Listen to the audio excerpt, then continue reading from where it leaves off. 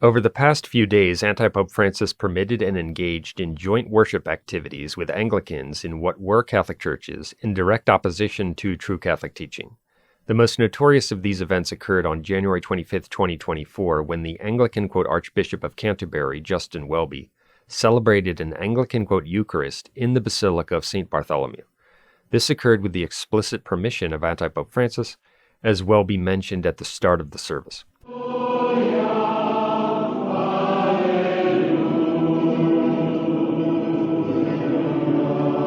For those who don't know, the Catholic Church infallibly teaches that Anglican orders are invalid. They don't have valid priests. They don't have a valid Eucharist. See Pope Leo XIII's 1896 bull Apostolicae Curae on this matter. Anti-Pope Francis thus permitted a false worship service and a mockery of the Eucharist in the Basilica of St. Bartholomew. That's a manifestation of heresy and more proof that he's a non-Catholic antipope.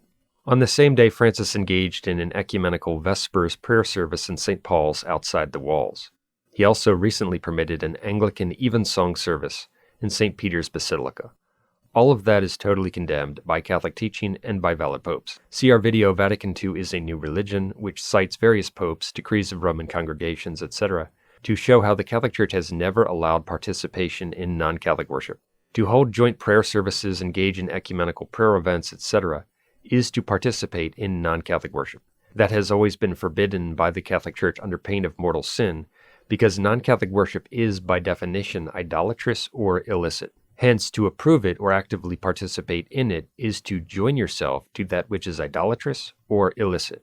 As Pope Pius XI taught, this apostolic see has never allowed its subjects to take part in the meetings or assemblies of non-Catholics. Now, what's very interesting is that last April, an Anglican, bishop celebrated a similar fake mass in the Basilica of St. John Lateran. At the time, Anti-Pope Francis was receiving criticism for having allowed this, but a demonic anti-pope splainer, whose lies, heresies, and false statements we've refuted many times, came out and attacked those who were saying that Francis was responsible for having allowed this, as if Anti-Pope Francis would never allow such a thing. Here's what he said on April 21st, 2023.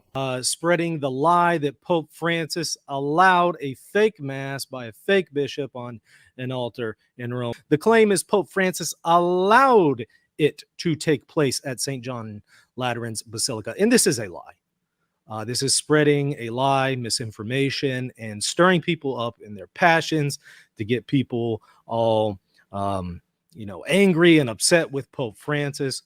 Well, now it's beyond dispute that Francis permitted Welby, a fake bishop, to celebrate a fake mass on an altar in Rome, the very thing the dishonest anti-pope splainer claimed it was a lie to attribute to Francis. That's another example of the proverb, which states that an evil man is ensnared by the transgression of his lips. Those who lie, defend evil, defend heretics, mislead, etc., eventually get crushed by the weight of reality. What's sad is that anyone is foolish enough to follow them and embrace their lies. Francis and the Anglican Welby also gave a joint ecumenical, commission to the, bishops, another manifestation that they are both part of an ecumenical sect, not the Catholic Church. Indeed, one of Anti-Pope Francis's many heresies is that he teaches that all the baptized are inside the Church of Christ, which is blatantly contrary to Catholic dogma. In virtù del nostro battesimo, tutti formiamo l'unico corpo di Cristo. Le diverse membra, infatti, formano un solo corpo. The false ecumenism, interfaith worship, etc. of the Vatican II sect is, in many ways, the most obvious heresy of the Vatican II counterchurch. And frankly, one can defeat the position of any defender of Anti-Pope Francis or the Vatican II anti-popes by just focusing on this heresy alone. There's so much evidence against it, and there's so much teaching in favor of it in the writings and documents of the Vatican II anti-popes. When people see the false ecumenism, the joint prayer services, etc., they should immediately recognize that this is not the Catholic religion. The Vatican II religion represents a clear break from Catholicism. And if you can't see that, then in charity you just don't have the Catholic faith. As our material explains, the Vatican II sect under Anti-Pope Francis is not the Catholic Church, it's the Whore of Babylon, the prophesied end times counterchurch. The Catholic Church still exists, it's the one true church, but it has been reduced to a remnant during this great apostasy, as prophesied. And we're way beyond the point of evidence with Anti-Pope Francis. If you can see what he's done and the relevant Catholic teaching, and you still think he's the Pope, then your problem is spiritual. The problem is not a lack of evidence. You simply, in charity, don't have any faith. You need to stop seeking the approval of other people, seek God's will alone, and pray for the grace of true supernatural faith. And that's why people who try to compare the rejection of the Vatican II antipopes with Protestantism, or simply picking and choosing which popes one will accept, are totally wrong and frankly blind. They simply do not have the grace to recognize the clear departure from the faith that is evident in the activity and the teaching of these revolutionaries, John the 23rd through Francis.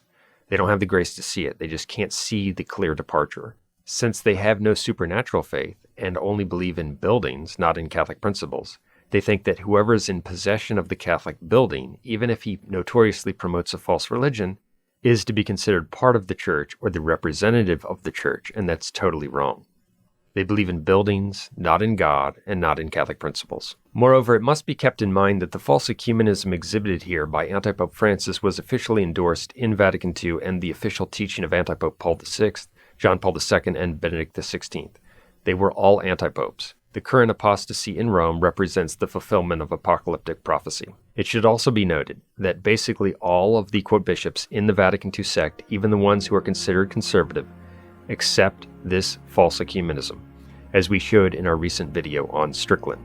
The Vatican II sect is not the Catholic Church. To be a true Catholic and be saved, one must be a traditional Catholic, as our material explains.